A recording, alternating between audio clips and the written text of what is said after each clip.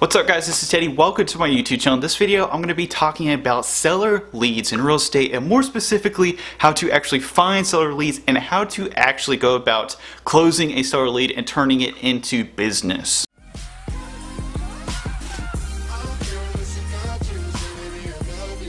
In case you haven't realized yet, seller leads are very difficult to obtain, number one, and they are very difficult to close. In this video, I'm going to outline the ways I actually find seller leads, some of the more old-fashioned and traditional methods, as well as some really new agey and really technology-driven methods.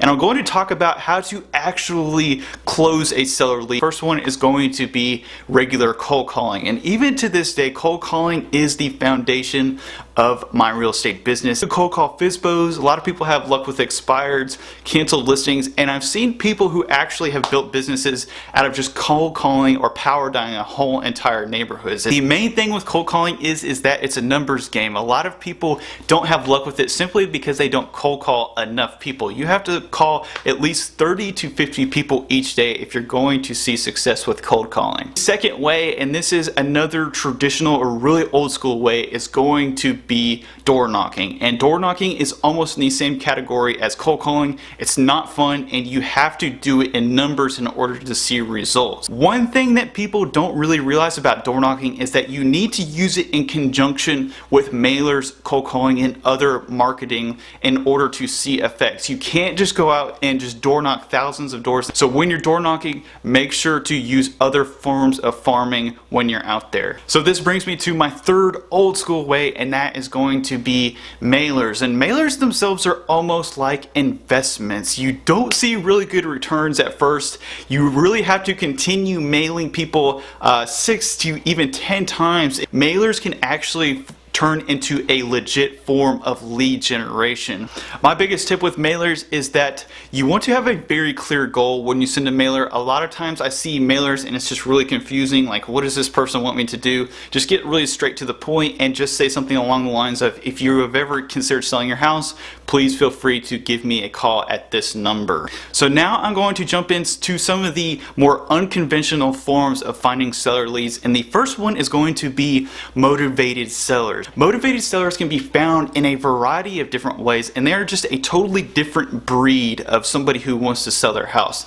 People like this are usually in bankruptcy, they're usually getting divorces, or they've inherited houses that they don't want. The effective way that I found is through lead pages, trying to get to the top of Google for keywords like sell my house fast, we buy houses, and sell my house now.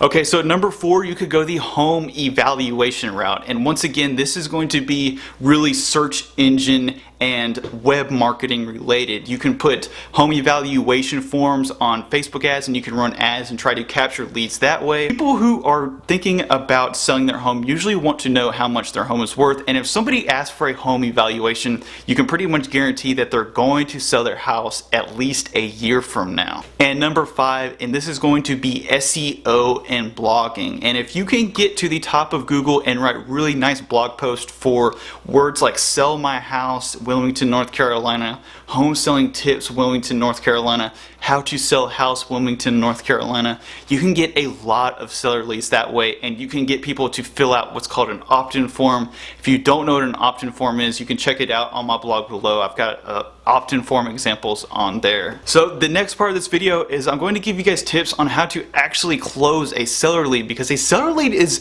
a lot different from a buyer lead, and it tends to throw off newbies. A person who's planning on selling their house doesn't want to be guided through the process, so to speak. They literally just want the real estate agent to do it, and you want to be the person who's there when they finally do decide to sell their house.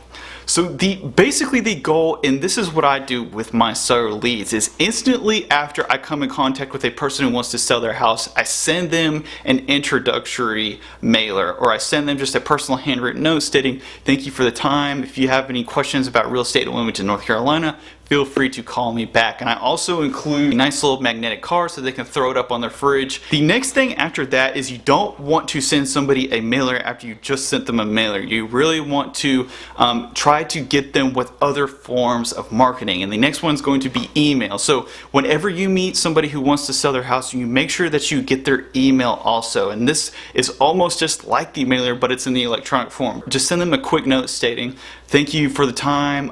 If you have any more questions about anything, feel free to call me back. If you ever want to figure out how much your house may be worth, just feel free to email me and I will send you that data over immediately. That's the fourth touch. Then the next fifth one is you want to call them. Sellers, you want to stay away from really burning them out with calls. A lot of people, selling their house isn't really something they want to talk about, and you want to use calling almost as a last resort. So after you called them that last time, the sixth touch is going to be when you mail them again. I usually send them another mailer. And after that, that's really when the brand recognition is solidified in that seller's mind and they will eventually choose you as a real estate agent, hopefully.